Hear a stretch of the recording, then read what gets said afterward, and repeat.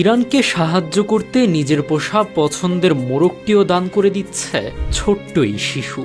শুধু এই শিশুটিই নয়, আরও হাজারো মানুষ যে যা পারছে তাই নিয়েই আসছে।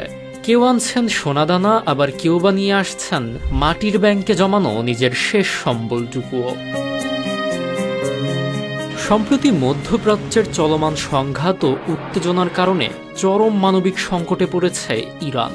আর এই যুদ্ধবিধ্বস্ত অঞ্চলের সাধারণ মানুষের সাহায্যে এভাবেই স্বতঃস্ফূর্তভাবে এগিয়ে এসেছেন ভারতের জম্মু কাশ্মীর, কার্গিল ও লাদাখ অঞ্চলের মানুষ।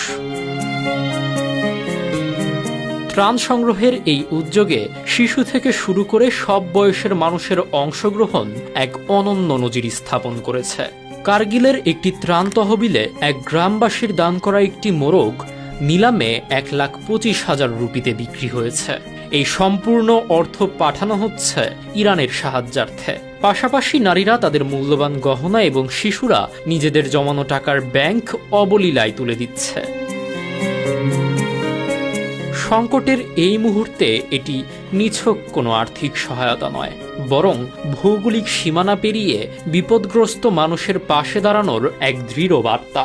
সাধারণ মানুষের এই নিঃস্বার্থ আত্মত্যাগ মানবিক ঐক্যের শক্তিকে তুলে ধরে।